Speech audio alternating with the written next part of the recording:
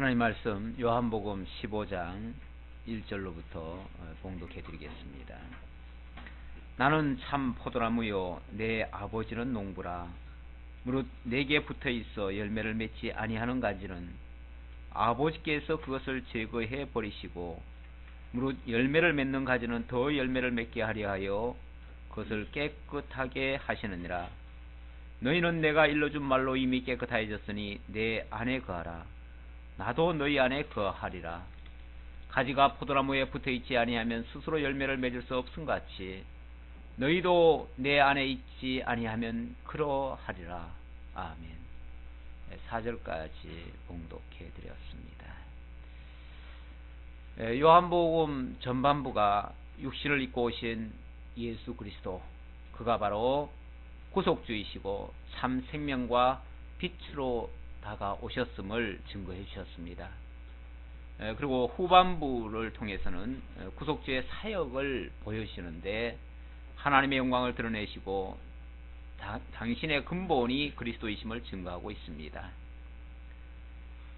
오늘 15장은 교훈으로 위로해 주시는 장면인데요.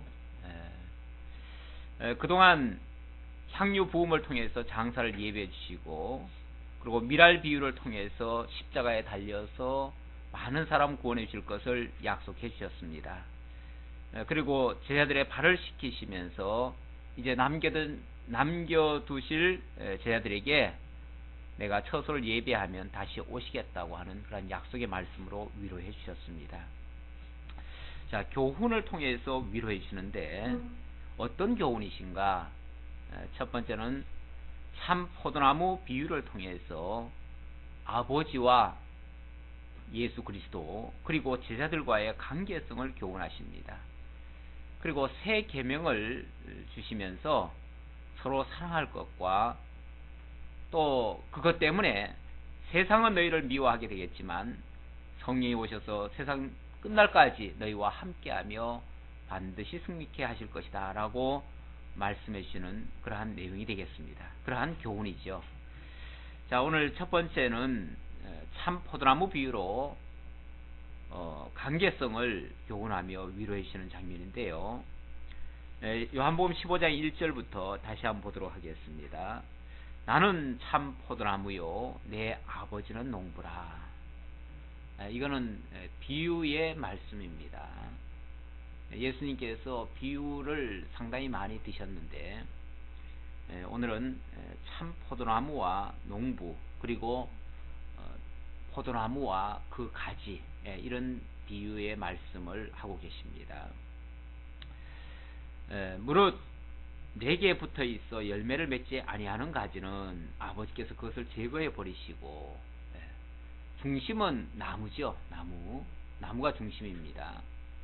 그 나무를 재배하시고 관리하시는 그 주권자는 하나님 아버지를 말씀하시고, 그리고 그 나무가 중심이 돼서 그 나무에 붙어 있는 가지에게서는 열매가 맺혀진다. 이러한 원리를 설명하시는 내용인데요. 무릇 내게 붙어 있어 열매를 맺지 아니하는 가지는 아버지께서 그것을 제거해 버리시고, 무릇 열매를 맺는 가지는 더 열매를 맺게 하려 하여 그것을 깨끗하게 하시느니라. 농부가 할 일이 관리죠. 농부가 관리를 하는데 가지가 신통치 않으면은 잘라서 그것은 뭐 불살라 버리든지 다른 용도로 폐기해 버리고요. 그리고 가지가 아주 튼실한 가지는 그것을 열매를 많이 맺게 하기 위해서, 잘 맺게 하기 위해서 그것을 더욱더 깨끗하게 보살펴주고 또 영양분도 제거해주고 그렇게 한다. 이것이 통상적인 뭐 농사하시는 분이라면 누구나 다 이해할 수 있는 아주 쉬운 말입니다. 자, 그러면서 그것을 누구에게 하는 말이냐 하면은 너희는 내가 일러준 말로 이미 깨끗하여졌으니, 앞에서 튼실한 가지는 열매를 더 맺게 하기 위해서 깨끗하게 한다 라고 말씀하시더니만, 바로 너희는 이렇게 지금 얘기를 합니다. 너희는 내가 일러준 말로 이미 깨끗하여졌다. 너희는 그 튼실한 나무 가지처럼 하나님께서 이미 너희를 깨끗하게 한 거다. 한 자들이다. 이미 구속함을 얻고 죄사함을 받고 예수 그리스도의 제자가 된 그들은 이미 깨끗한 자가 됐다. 지난번에는 목욕 비유를 통해서 너희는 이미 목욕한 자들이다. 다만 목욕한 자들도 손발에 먼지가 묻을 수는 있으니까 너희는 손발에 먼지만 닦으면 된다. 지난번에 그런 얘기를 하셨는데 이번에는 이 가지가 깨끗하다. 이렇게 지금 설명을 하고 있습니다. 깨끗하여졌으니 내 안에 거하라. 깨끗하여졌으니 내 안에 거하라. 사실은 깨끗하지 않은 상태에서는 그 나무에 붙어 있을 수도 없고, 그러니까 불량스러운 가지는 나무에 붙어 있을 수가 없죠. 그거 잘라질 수밖에 없어요. 농부가 가만 안 놔둬요. 잘라버려요. 그런데 이미 깨끗하여진 것은 그 안에 있을 수 있습니다. 붙어 있을 수 있어요. 내 안에 거하라 해가지고 내가 의지적으로 거하는 것이 아니라 이미 깨끗해졌기 때문에 그 안에 있는 것이 자연스럽고 그 안에 있는 것이 당연한 것이고 그런 겁니다. 내 안에 거하라. 나도 너희 안에 거하리라. 자, 그러면서 가지가 포도나무에 붙어있지 아니하면 스스로 열매를 맺을 수 없음같이, 이것도 이제 없음같이라고 했으니까 비유처럼 그것처럼 그런 뜻이죠. 그것처럼 너희가 이미 깨끗해졌기 때문에 내 안에 거할 수 있고 내 안에 거한다면 열매를 맺을 수 있다. 이런 뜻으로 얘기를 하는데, 만약에 이제 포도나무에 붙어 있지 아니하면 스스로 열매를 맺을 수 없음같이 너희도 내 안에 있지 아니하면 그러하리라. 이건 물론 비유니까 가지가 나무에 붙어 있지 않으면 열매 맺을 수 없지 않느냐. 마찬가지로 내 안에 있어야만 열매를 맺을 수 있다. 그 열매는 뿌리로부터, 모든 열매라고 하는 것은 결국은 밑에서부터 영양분이 올라와 가지고 그것의 어떤 결정체 아닙니까? 결정체인데, 그 영양분의 결정체인데, 그것은 나무가 있고 그 나무에 뿌리가 있어 가지고 뿌리에서부터 영양분이 공급돼야 되는데, 그 영양분을 공급하시는 자는 농부가 영양분을 제공을 하지요. 퇴비를 주고 물을 주고 이렇게 해서 결국은 아버지가 농부라고 했으니까 하나님께서 이 모든 역사를 하시는데, 다만 누구를 통해서 하느냐? 그리스도를 통해서 한다. 너희 제자들도 하나님 아버지께서 그리스도에게 붙어있게 해서 그리스도로 말미암아 영양분을 공급받고 열매를 맺게 하실 것이다. 자, 이런 관계성을 이야기를 합니다. 그리고 이제 굳이 또 한 가지를 덧붙여서 설명하자면은, 가지가 포도나무에 붙어있지 아니하면 스스로 열매를 맺을 수 없다고 했는데, 이건 불량스러운 가지죠. 잘못된 가지, 깨끗이 아니한 가지. 그것은 놔둬봤자 열매를 맺을 수 없기 때문에 그 가지는 농부가 잘라버립니다. 제거해버려요.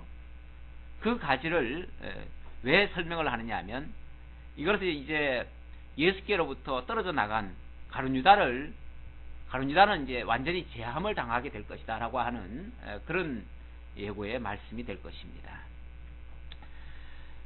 자, 이렇게 해서 이 시점에서 이 말씀을 하시는 이유는, 이제 지금 예수님이 이 세상에서는 마지막 아닙니까? 이제 마지막으로 제자들을 앉혀놓고, 제자들은 이제 두려워 떱니다. 예수님이 이제 십자가 못 박혀 죽는다고 하니까. 이제 예수님 떠나면 이제 우리는 어떻게 하나? 우리는 이제 다 끝장 아니냐? 이제 우리는 다 흩어질 수밖에 없지 않느냐? 그래서 두렵고 떨리는 그런 상황에 놓여 있는데, 두려워하지 말라. 걱정하지 말라. 너희가 내 안에 있다면 아버지께서 반드시 너희들을 잘 관리해서 너희로 하여금 열매를 맺게 하실 거다. 너희를 향하신 하나님의 뜻은 변함없이 여전히 이루어질 것이다. 다만 문제는 너희가 내 안에 있느냐 있지 않느냐 이 관계일 뿐인데, 이미 불량스러운 가룟유다는 떨어져 나갔고 너희들은 이미 깨끗하여졌기 때문에 내 안에 있을 수 있다. 그래서 너희는 나를 떠나지 아니하고 나와 함께 영원히 있으면서 너희로 하여금 열매를 맺게 하시고 그 열매를 통해서 아버지 하나님이 영광을 받으실 것이다. 자, 이런 얘기를 하심으로써 이런 교훈을 통해서 제자들을 위로하신다 그 말이에요.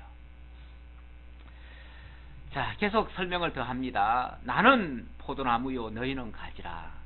사실 앞에 말씀에 연이어서 앞에는 참 포도나무라고 했는데 여기서는 그 말은 안 하지만 이미 앞에서 얘기를 했기 때문에 거기에 연장된 너희는 가지다. 그런 뜻으로 얘기를 하는 거예요.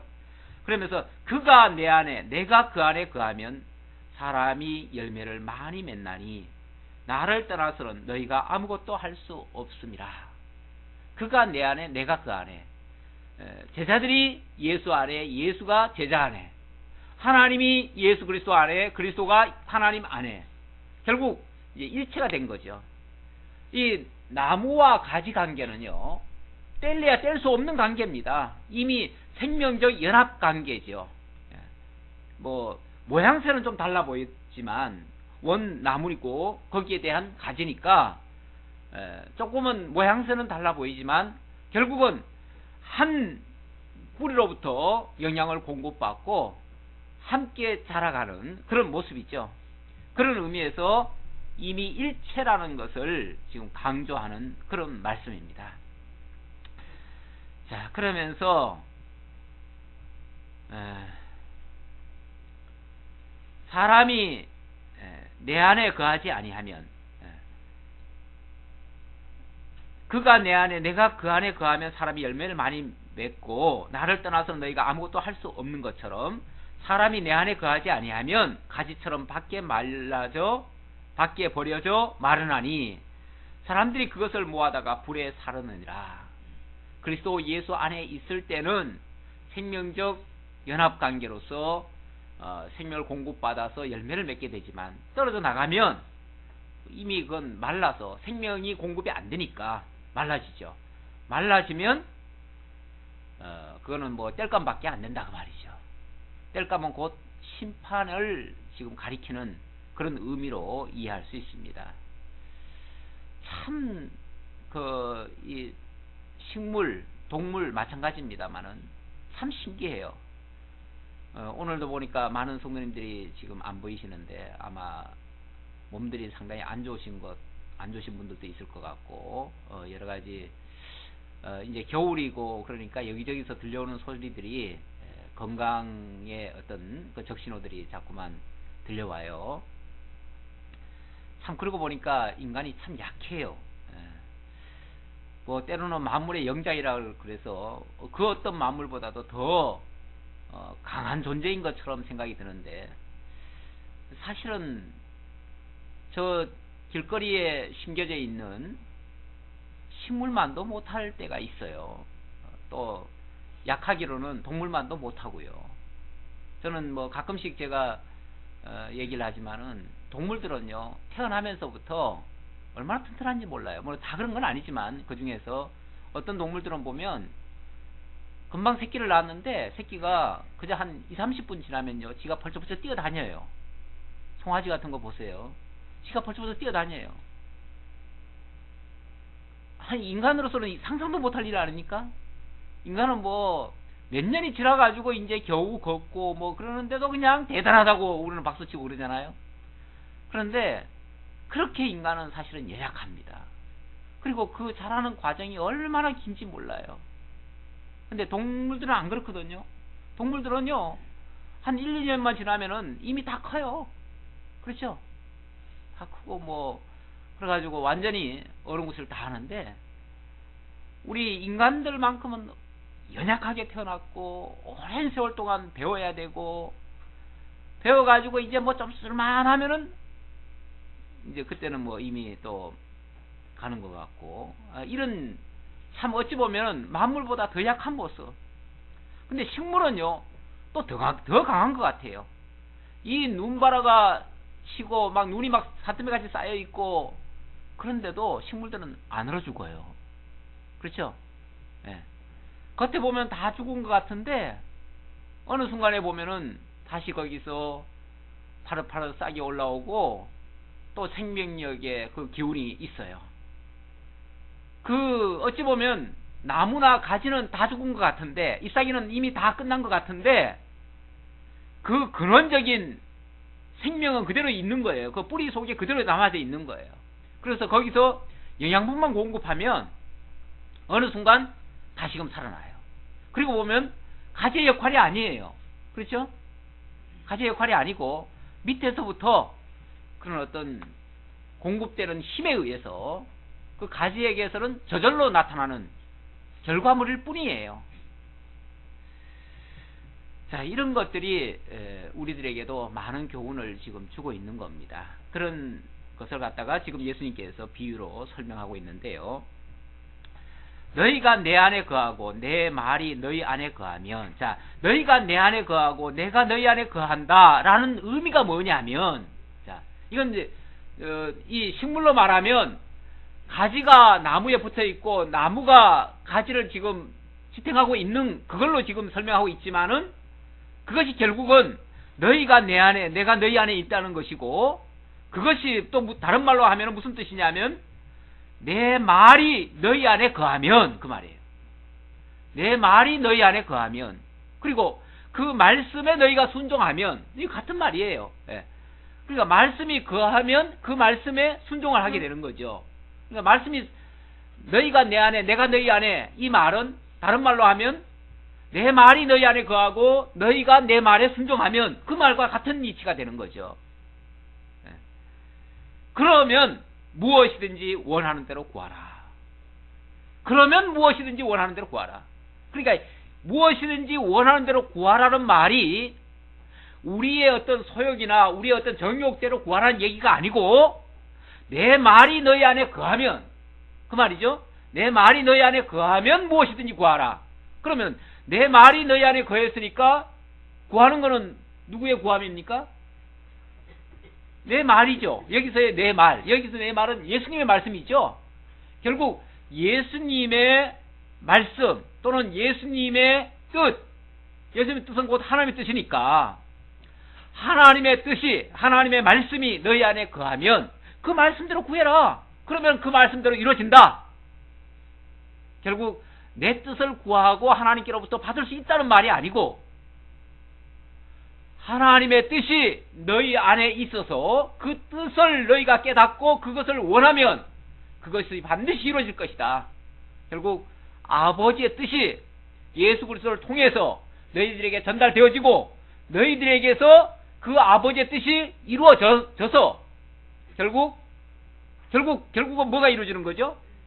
아버지의 뜻이 이루어지는 거죠. 아버지의 뜻이 이루어지니까 너희에게서 이루어지는 그것이 바로 열매인데, 그게 포도나무 열매인데, 그 열매를 통해서 누가 영광을 받으시는 거예요? 아버지의 뜻이 이루어졌으니까, 아버지의 뜻이 이루어진 그 열매니까 아버지께서 영광을 받으실 것이요, 아버지께서 기뻐하실 것이요. 자, 그 말이에요. 자, 그래서 너희가 내 안에 거하고 내 말이 너희 안에 거하면 무엇이든지 원하는 대로 구하라. 거기 원하는 것은 다 아버지의 기쁘신 뜻입니다. 아버지의 기쁘신 뜻을 원하는 대로 구하라. 그리야 하면 이루리라. 너희가 열매를 많이 맺으면 많이 맺을수록 그것이 아버지의 뜻이 그 애를 통해서 많이 드러난 거니까 내 아버지께서 영광을 받으실 것이요, 너희는 내 제자가 되리라. 이제 되는 게 아니고 이미 제자지요. 제자인데 내 제자로 뭐 된다? 확증된다, 그 말이죠. 모든 사람 앞에 이 사람들은 예수 그리스도께서 말씀하신 그 말씀이 그대로 이루어졌고 그 열매가 드러났으니, 아, 정말 예수님의 제자구나 라는 것을 다 알게 될 것이다, 그 말이에요. 이런 말씀을 그냥 우리한테 곧바로 그냥 적용해가지고 네 소원대로 구해라, 그러면 다 이루어질 것이다, 이런 식으로 이해하면 조금 오바가 되는 거죠. 원래 그 본래 하신 예수님의 말씀의 의도와는 좀 다른 뜻으로 바뀐 거죠. 자, 그러면서 아버지께서 나를 사랑하신 것 같이 나도 너희를 사랑하였으니, 아버지께서 나를 사랑하신 것처럼 나도 너희를 사랑하였으니, 아버지께서 만세 전부터 사랑 가운데 택하셨다, 이런 말씀하셨는데,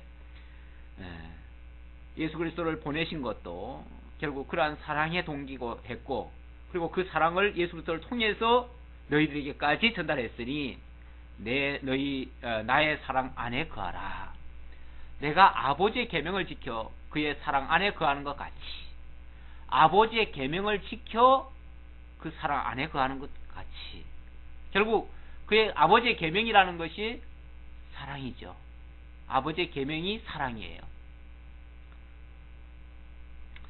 아버지께, 우리는 이제 계명하면은 이제 당장 율법이 떠오르고, 율법은 하라 하지 말라, 그래서 굉장히 무서운 것으로 그렇게만 생각이 드는데, 지금 여기서 말씀하실 때 그 계명이란 결국 하나님의 사랑을 두고 하는 말이고, 하나님께서 에베소 1장에 보면 만세 전부터 영원한 계획을 세우시는데, 그 계획을 세우시는 그 근본 동기가 하나님의 사랑이었습니다.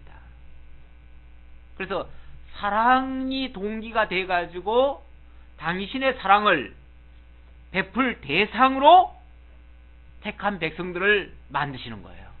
그러니까 왜 자기 백성들을 삼으실 생각을 하셨냐면, 당신이 사랑이신데 그 사랑을 베풀려면은 대상이 있어야 될 거 아닙니까? 우리도 그래요. 우리가 뭔가를 좋아해요. 좋아한다는 게 결국 사랑한다는 것과 같은 의미인데, 뭘 좋아해요? 좋아하면 그 좋아하는 것을 표현하려면 대상이 있어야 될 거 아니겠어요? 그러다 보니까 표현할 대상이 없으면요, 하다못해 뭐 강아지도 갖다 놓고 그러잖아요. 또는 아니면 어떤 남자들 같으면 뭐 로봇을 만들든지 뭘 하든지 자관 게임을 한다든지 뭐 자관 자기 좋아하는 걸 하지요. 그게 어찌 보면 사랑의 대상입니다. 대상인데, 그걸 하기 위해서 모든 것을 다 희생해 가면서 그것을 이뤄냅니다. 이뤄내는데, 하나님께서 인간을 만드시고 인간을 자기 백성 삼으시는 그 이유도 바로 그러한 자기에게 있는 그 사랑을 베푸시기 위한, 그 대상을 삼기 위한 그런 목적이에요. 그런 목적 때문에 그 당신의 어떤 그 계획부터 시작해서 그걸 작정하시고 택정하시고 어떻게 하시겠다고 말씀을 하셨어요. 그 말씀하신 게 결국은 다 계명 안에 들어있는 거예요. 자, 그러므로 내가 아버지의 계명을 지켜 그의 사랑 안에 거하는 것 같이 너희도 내 계명을 지키면 내 사랑 안에 거하리라. 내가 이것을 너희에게 이름은 내 기쁨이 너희 안에 있어 너희 기쁨을 충만하게 하려 함이라. 내가 이것을 너희에게 일러주는 것은, 알게 해주는 것은, 이런 말을 해주는 이유는, 그 말이죠. 이 말을 해주는 이유는 예수님은 이 일을 통해서 당신이 기뻐하셔요. 그리고 이 일을 하나님이 기뻐하셔요. 그런데 하나님만 기뻐하시고 예수님만 기뻐하시면 의미가 없잖아요. 제자들은 모르잖아요. 모르고 그렇게 하시는 이유를 모르니까 자기들 눈으로 봤을 때는 예수님의 행동이 좋게 보일 수만은 없습니다. 우리 자녀들도 보면요, 사실은 부모님들은 한결같이 자식을 위하지 않는 부모는 없습니다. 다 자식을 위하고 자식을 위해서 희생을 하고 어떤 뭐 봉사를 하고 뭐들 다 아낌없이 다 쏟아붓는데, 부모들이 봤을 때는, 자식들이 봤을 때는 왜 저렇게 하는지 이유를 모르겠어요. 왜 저렇게 하는 거야? 나는 내 마음대로 하고 싶은데 왜 부모가 자꾸 이렇게 하는 거야, 저렇게 하는 거야, 왜 간섭하는 거야 하고서 오히려 짜증을 내죠. 이유를 모르니까. 정말 그것이 자기를 사랑해서 자기를 위해서 하는 일인데, 위해서 하는 일들이 자식들 입장에서는 간섭으로 보여지고요, 다 귀찮은 것으로 보여져요. 그래서 막 짜증이 나는 거예요. 그래서 때로는 막 반발을 하고, 그게 이제 부모를 거역하는 모습으로 나타나죠. 이게 이제 결국은 부모와 자식 간의 소통 부재입니다. 부모는 사랑인데, 그게 사랑의 표현인데 표현 방식이 서툴든지 또는 어떤 것을 일러주지 않아가지고 오해를 하는 거죠. 자꾸만 오해를 해요. 그래서 부모가 하시는 그 방식은 분명히 사랑인데 자식들은 그걸 사랑으로 여기는 게 아니라 나를 간섭한다고, 나를 괴롭힌다고 이렇게 생각하는 거죠. 그러니까 그냥 귀찮다는 거죠. 쉽게 말하면. 싫다는 거죠. 왜 날 간섭하냐고, 날 내버려 달라고. 그러니까 조금만 어느 정도 나이만 크면요, 나이가 되면요, 다 독립하려고 그래요. 더 이상 간섭받기 싫으니까. 아니, 저도 그랬어요. 저도 그래서 무작정 상경도 했어요. 그랬는데, 그게 어찌 보면 다 한 시절에 다 그렇게 생각하는 것 같아요. 왜냐면 우리네 부모들이 그 사랑하는 법을 잘 몰라요. 사실은. 그래가지고 그걸 또 표현을 잘 못해요. 분명히 사랑을 하시는데, 그래서 이쁘다고 한다는 게 때리는 거 아니에요. 그렇죠? 툭툭툭 때리면서 이쁘대잖아요. 사실 애들한테는 즐겁하잖아요. 애들은. 즐겁하는데 그게 이제 하나의 표현, 하나의 방식이에요. 그런데 소통 부재예요. 정말 나를 사랑해서 이렇게 막 껴안아주는데 그게 막 지겹다는 거죠. 자식들은.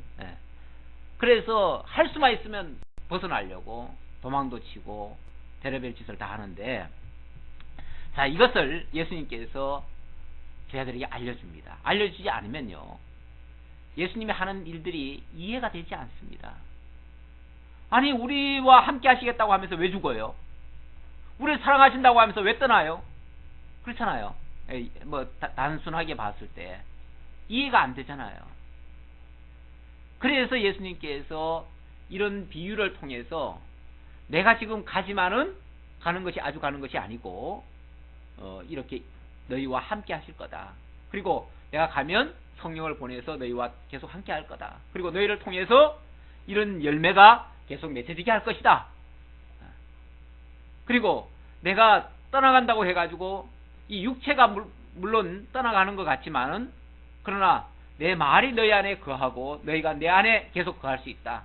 그리고 성령이 오시면은 그가 너희에게 이 모든 것을 기억나게 하고 생각나게 할 것이다.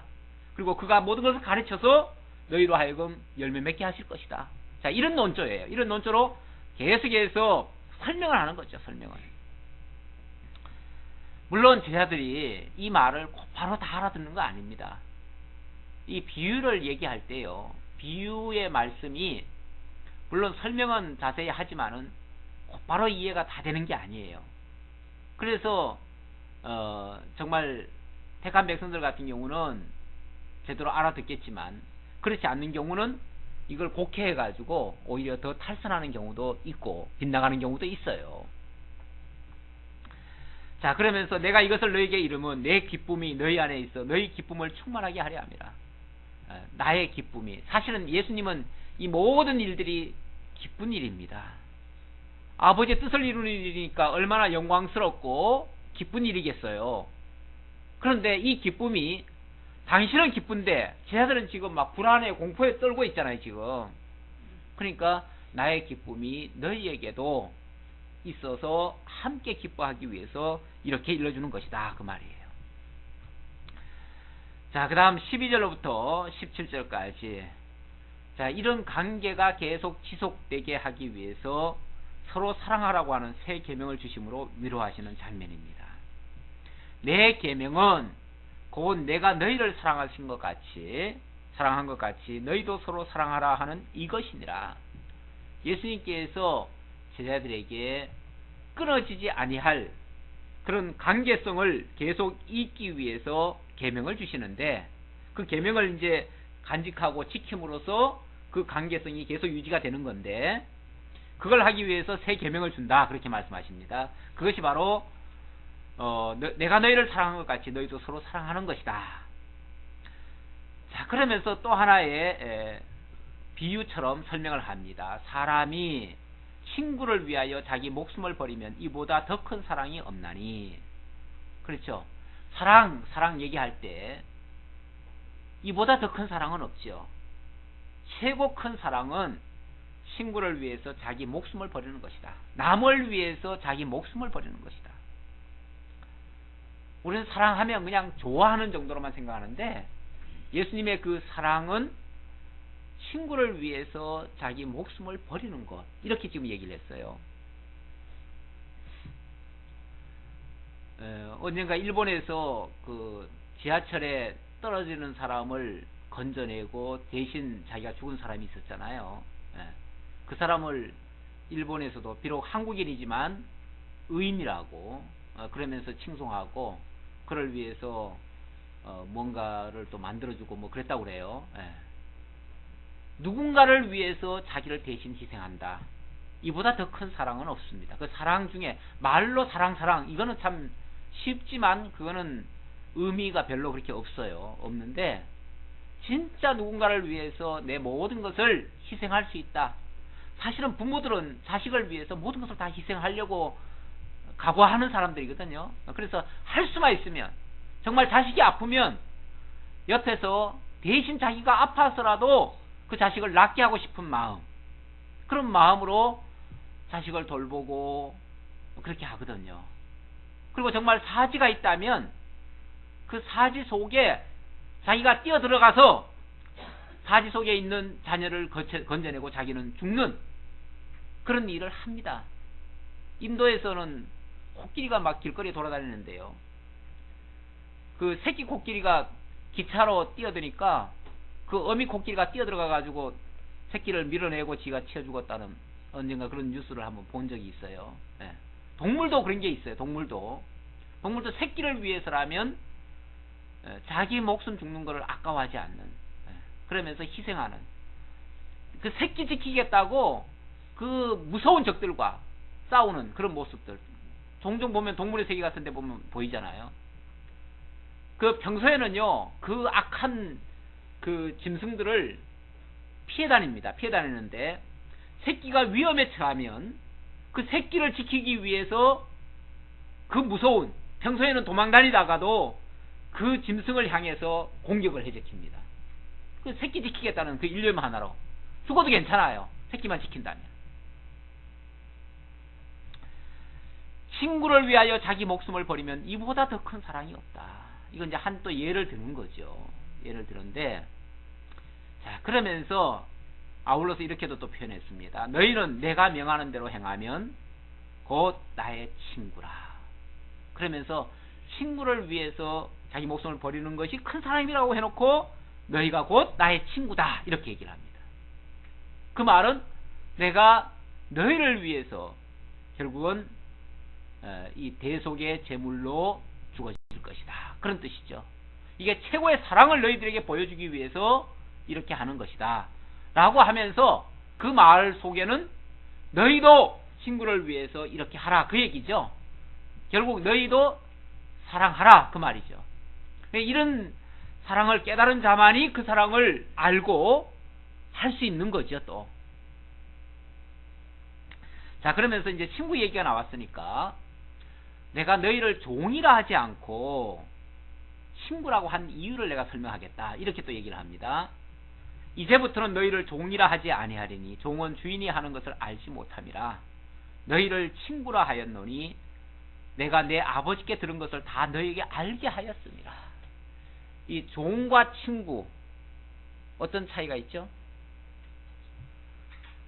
종은 집 주인의 것에 아무도 참여할 수가 없습니다.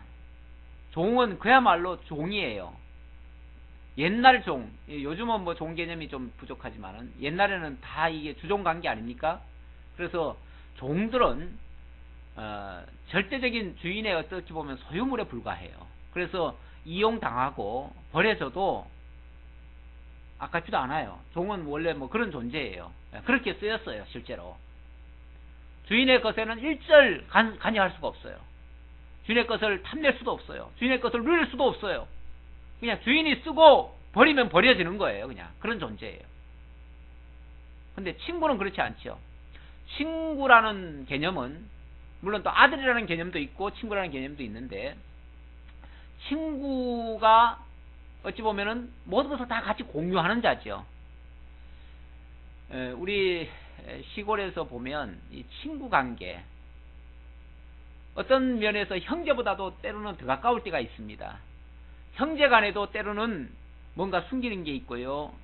어떤 경쟁 관계가 있고요. 뭐 부모 자식 간에도 보면은 뭔가 이렇게 숨기는 게 있어요.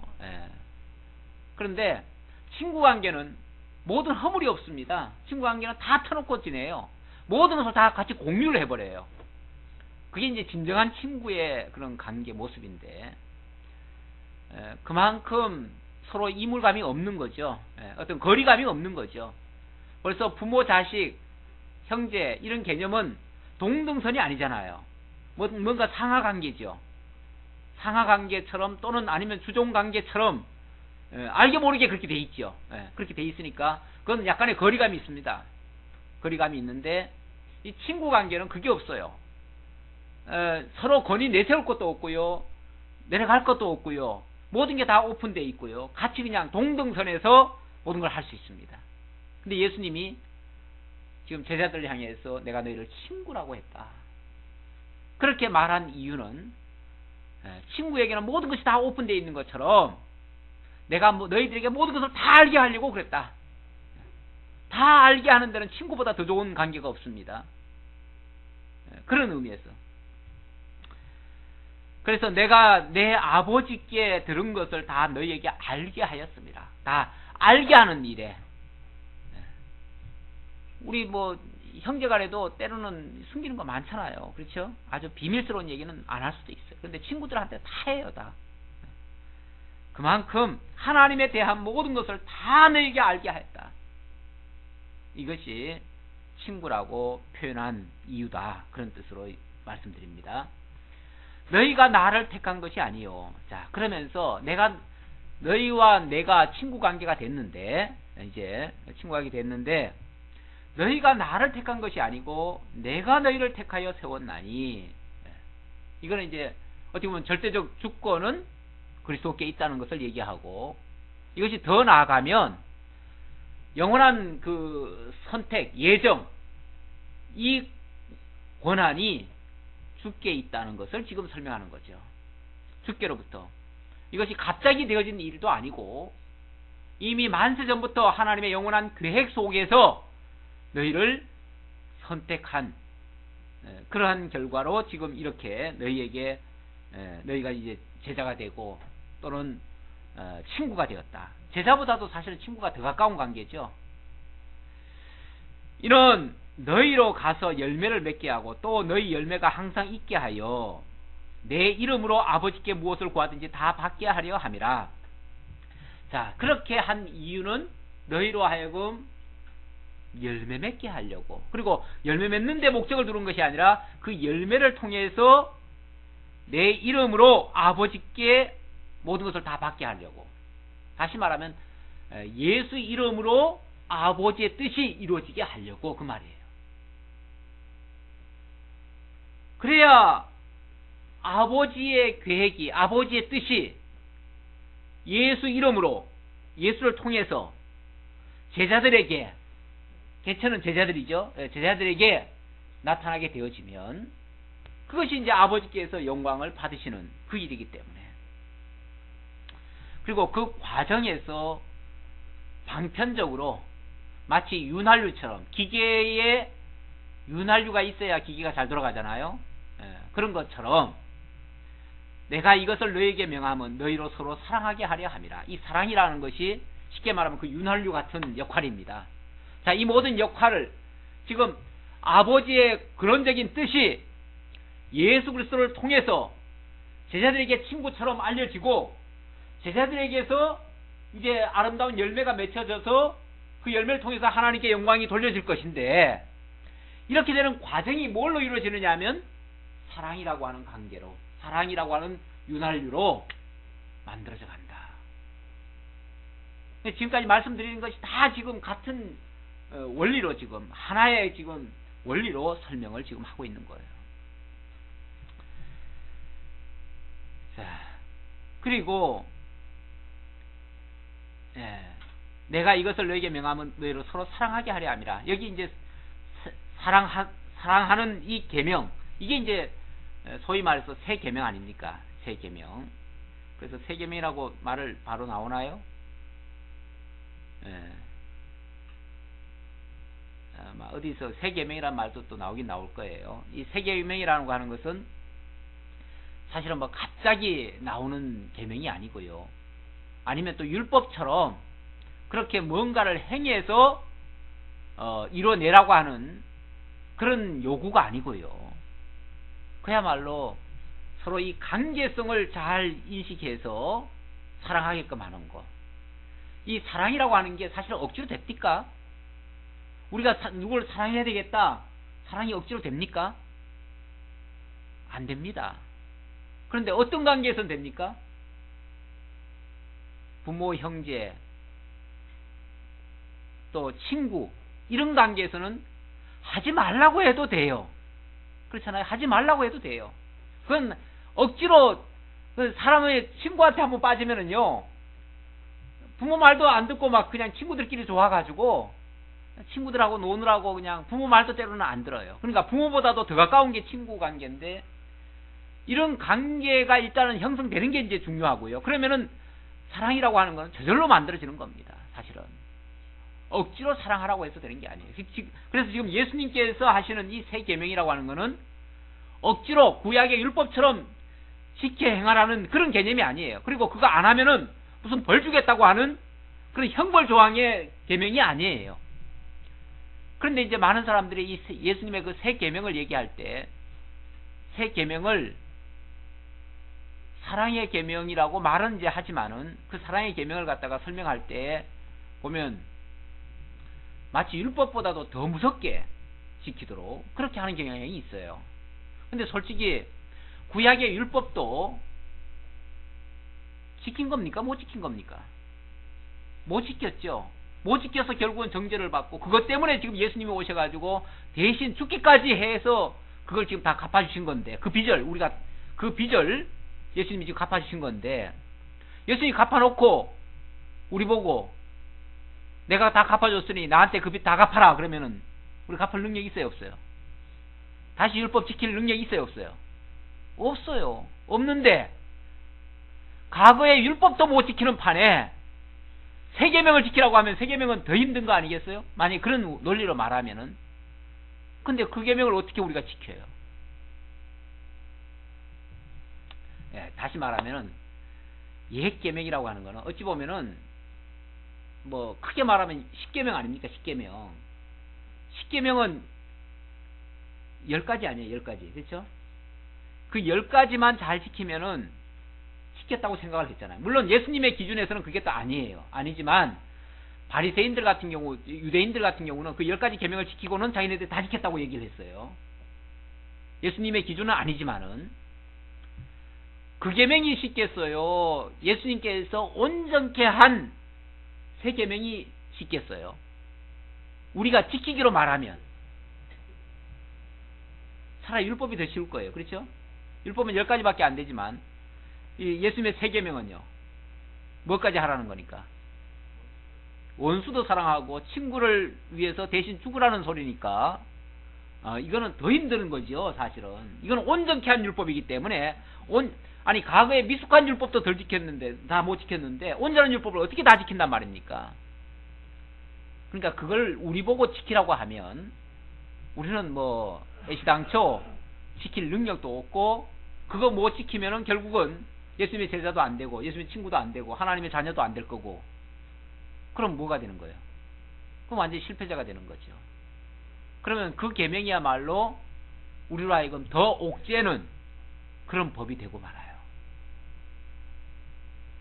많은 사람들이 구약의 율법 중에 그 도덕법이라는 것을 갖다가 오늘날 세 계명인 것처럼 그렇게 설명하는 경우도 있어요. 그래가지고 구약 율법을 신율법처럼 그렇게 지키는 경우도 있어요. 그래서 예수 믿은 이후, 구원 그 이후에는 우리가 이제 과거처럼 그런 어떤 의식의 계명은 안 지키지만 도덕적 계명은 지켜야 된다. 그게 세 계명이다. 이런 식으로 설명하는 사람들도 있는데 전혀 그렇지 않습니다. 전혀 그것과는 상관없이 오히려 이 관계성을 통해서 지켜지게 하는 그러한 원리. 관계라고 하는 것은 아까 포도나무 관계에서는 그 가지가 나무에 붙어 있기만 하면 저절로 영양분이 공급이 되어서 열매를 맺게 되는 것처럼, 또 친구 관계라면은 서로가 모든 것을 다 아는 관계니까 서로가 다 이해하는 관계, 용서하는 관계, 이런 관계가 되는 거죠. 그러니까 이런 관계성 확립이 이 사랑의 세 계명 지키는 것에 어떻게 보면 선결 조건이 되는 거예요. 선결 조건이 돼서 그것을 지켜가게 하시려고 일찍이 약속해 주신 예언의 말씀이 있어요. 그 예언의 말씀을 오늘 하나 살펴보고 말씀을 마치려고 합니다. 에스겔 36장 24절입니다. 36장 24절 제가 한번 읽어드릴게요. 내가 너희를 여러 나라 가운데서 인도하여 내고 여러 민족 가운데서 모아 데리고 고국 땅에 들어가서 맑은 물을 너희에게 뿌려서 너희로 정결하게 하되. 자, 그러니까 부패하고 더러워서 징계받아 먼 나라 쫓겨갔던 그 백성들을, 이스라엘 백성들을 하나님께서 돌이켜 오시겠대요. 오셔서 맑은 물을 너희에게 뿌려서 너희로 정결하게 한다. 이게 이제 구속해 준다, 그런 뜻이에요. 예. 그리고 곧 너희 모든 더러운 것에서와 모든 우상 숭배에서 너희를 정결하게 할 것이며, 또 새 영을 너희 속에 두고 새 마음을 너희에게 주되. 새 영을 주고 새 마음을 준다. 예. 영, 바로 성령을 부어주신다는 거예요. 성령을 부어주셔서 새롭게 깨달은 마음, 이제 그리스도 안에서의 새로운 관계성을 확립하게 된 다음에, 예, 너희 육신에서 굳은 마음을 제거하고 부드러운 마음을 줄 것이며, 또 내 영을 너희 속에 두어 너희로 내 율례를 행하게 하리니. 이게 이제 새 계명을 지키게 한다, 그 말이에요. 예, 너희가 내 규례를 지켜 행할지라. 이게 구약의 율법 다시 지킨다는 얘기겠어요? 그 얘기가 아니에요. 장차 새 영을 통해서 성령으로 말미암아 새로운 관계성을 확립해서 그 안에서 서로 사랑하게 만들겠다, 이렇게 약속하시는 그러한 말씀입니다. 예레미야 31장 31절 이하에도 있는 말씀인데요. 거기도 하나 더 보죠. 예레미야 31장 31절 이하의 말씀입니다. 여호와의 말씀이니라. 보라, 날이 이르리니 내가 이스라엘 집과 유다 집에 새 언약을 맺으리라. 이 언약은 내가 그들의 조상들의 손을 잡고 애굽 땅에서 인도하여 내던 날에 맺은 것과 같이 아니할 것은, 내가 그들의 남편이 되었어도 그들이 내 언약을 깨뜨렸습니다. 여호와의 말씀이니라. 이 말은 무슨 말이냐면, 내가 다시 맺을 그 언약은 옛 언약, 다시 말하면 율법과는 다르다, 그 말이에요. 어떻게 다르냐? 그 언약은 당신이 남편이 되어서 그렇게 친절하게 했어도 그들이 안 지켰다. 그러니까 그렇게는 더 이상 안 하고 이제는 하나 하지 말라 이렇게 명령해가지고 규범으로 지키게 하는 게 아니고, 그 말이에요. 33절에 보면, 그러나 그날 후에 내가 이스라엘 집과 맺을 언약은 이러하니 곧 내가 나의 법을 그들의 속에 두며 그들의 마음에 기록하여 나는 그들의 하나님이 되고 그들은 내 백성이 될 것이라. 아버지와 아들 관계로 만들겠다. 구약시대는요, 구약시대는 하나님과 이스라엘 백성들 관계가요, 아버지와 아들 관계, 그런 개념이 아니었습니다. 하나님은 너무너무 위대하신 높으신 분이시고 자기들은 정말 천하디 천한 존재였어요. 그러니까 감히 그 하나님 향해서 얼굴을 들 수도 없고 하나님을 아버지라 부를 수도 없었어요. 오죽하면은 하나님을 여호와라 이름도 못 불렀어요. 두려워서. 그러니까 그때 하나님은 공포의 하나님입니다. 공포의 하나님, 두려움의 하나님이에요. 하나님이 우리를 지켜주신다라고 하는 막연한 기대는 있었지만 조금만 죄를 조금만 죄를 지으면 무섭게 돌변하시는 그야말로 두려운 하나님이었어요. 그런데 신약시대에 와서 예수 그리스도를 통해서 이루시는 그 관계는 다르다는 거예요. 아버지와 아들 관계. 그래서 그들이 다시는 각기 이웃과 형제를 가리켜 이르기를 너는 여호와를 알라 하지 아니하리니 이는 작은 자로부터 큰 자까지 다 나를 알기 때문이라. 내가 그들의 악행을 사하고 다시는 그 죄를 기억하지 아니하리라. 여호와의 말씀이니라. 예, 여기서는 아버지와 아들 관계를 만들어서 이제 하나님을 알고 경외하게 할 것이다, 이런 논조로 얘기를 했는데, 가장 그 방법론으로는 아까 말씀하신 것처럼, 에스겔에서 말씀하신 것처럼 성령을 통해서 그렇게 하게 하시겠다, 이런 뜻으로 이해를 하시면 되겠습니다. 자, 오늘 말씀은 여기까지 하고, 예수께서도 수고하고 무거운 짐자들아 다 내게로 오라 내가 너희를 쉬게 하리라 하셨을 때 그것은요 과거의 그 죄와 율법의 그 멍에서부터 이제 진리 안에서 자유함으로 그걸 풀어주시겠다는 거거든요. 이제 더 이상 과거의 율법의 얽매인 그런 이제 종살이하는 식의 계명을 지키는 것이 아니고 이제는 그야말로 그리스도 안에서 아버지와 아들 관계로 포도나무 비유에서 나무와 가지 비유로 그리고 친구 관계로 이렇게 모든 것을 서로 깨달아 알고 서로 위하는 그런 마음으로 정말 우러나와서 사랑하게 하는 그런 관계, 이것이 오늘날 종합해서 교회라는 개념으로 우리에게 주어졌습니다. 오늘 우리 교회는 어찌 보면 기존의 그 육신적인 가족관계 그것을 초월하고 하나님 안에서 그리스도를 매개체로 해서 이제 형제가 되고 친구가 되고 하나님을 같은 하나님을 한 아버지로 모시고 사는 그런 관계로, 그래서 서로 사랑이 가능할 수 있도록 이렇게 만들어 놓은 그런 관계입니다. 이런 관계임을 우리가 기억하고 우리가 서로 사랑한다는 것을 잊지 마시고 서로 위하는, 서로를 위해서 내가 좀 희생하더라도 좀 손해보더라도 전체를 위해서 함께 희생하는 우리 모두가 될 수 있도록 진심으로 바라겠습니다. 기도하겠습니다. 아버지 하나님 감사합니다.